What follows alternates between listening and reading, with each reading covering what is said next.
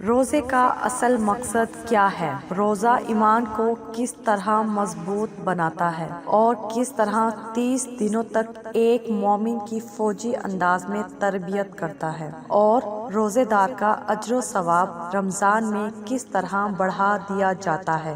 مقصد سے پہلے اس بات پر غور کرنا ضروری ہے کہ کیا اللہ تعالیٰ نے روزے ہم پر اس لیے فرض کیے ہیں کہ ہم صبح سے شام تک بھوکے رہیں اور افطار کے بعد جو چاہے کرتے پھرے، یا زیادہ سے زیادہ 5 نمازیں اور 1-2 سپارے پڑھ کر ہم یہ سمجھیں کہ ہم نے روزے کا حق ادا کر دیا؟ نہیں، روزے کا مقصد یہ نہیں۔ دراصل اسلام میں روزہ، نماز اور دیگر عبادتوں کا اصل مقصد یہ ہے کہ ایک فرد کی تربیت اس طرح کی جائے کہ اس کی پوری زندگی، اس کا کھانا، اس کا پینا، اس کا چلنا پھرنا، اٹھنا بیٹھنا، لوگوں سے معاملات کرنا، غرض ہر عمل اللہ کو خوش کرنے کے لیے بن جائے۔ دوسری عبادات، نماز، حج، زکوٰۃ میں ظاہری حرکات ہوتی ہیں اور سارا حال سامنے ہوتا ہے، جبکہ روزے کا معاملہ صرف بندے اور اللہ کے درمیان ہوتا ہے۔ ایک بچہ سب کے ساتھ سحری کھائے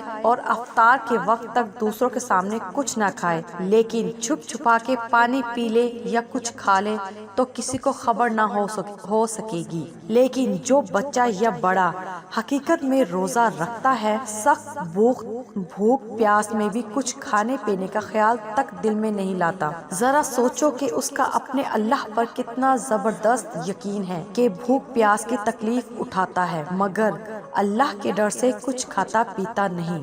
وہ جانتا ہے کہ اس کی ساری خفیہ حرکتیں پوری دنیا سے چھپ سکتی ہیں، لیکن اللہ سے نہیں چھپ سکتی۔ اس طرح وہ جانتا ہے کہ اس طرح وہ جتنا آزمائش میں پورا اترتا ہے، اتنا ہی اس کا ایمان مضبوط ہوتا چلا جاتا ہے۔ روزہ رکھنے کے لیے صبح سحری کے لیے اٹھو، وقت پر کھانا پینا بند کر دو، دن بھر یہ کام کرو، فلاں وقت نہ کرو، شام کو ٹھیک وقت پر افطار کرو، پھر تراویح کے لیے دوڑو، جھوٹ، جھگڑا، غیبت اور دیگر برے کاموں سے بچو۔ اس طرح دیکھا جائے تو صبح سے شام تک یہ ایک فوجی انداز کی تربیت ہے، جس کے بعد رمضان کے دوران ہر طرف نیکی اور پرہیزگاری کا ماحول بنا ہوتا ہے۔ ہر شخص اللہ تعالیٰ کی فرما برداری میں لگا ہوتا ہے۔ جس شخص کا روزہ نہیں ہوتا، وہ بھی روزے دار کے احترام میں چھپ چھپا کر کھاتا ہے۔ ہر شخص رمضان میں گناہوں سے بچنے کا اہتمام کرتا ہے۔ اللہ کے نبی صلی اللہ علیہ وسلم کا فرمان ہے، آدمی کا ہر عمل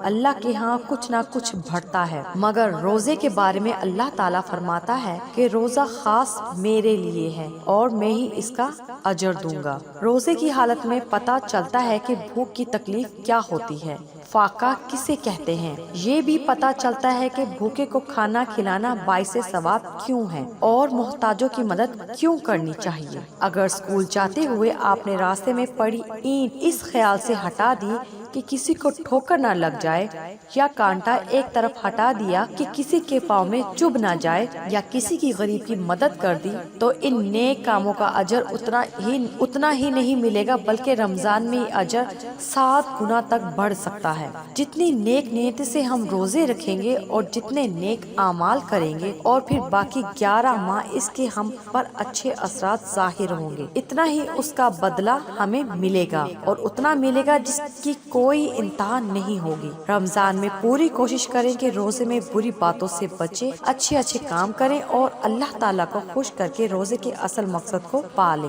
ہمارے اس ویڈیو کو لائک کیجیے، شیئر کیجیے اور ہمارے اس چینل کو ضرور سبسکرائب کیجیے۔ شکریہ۔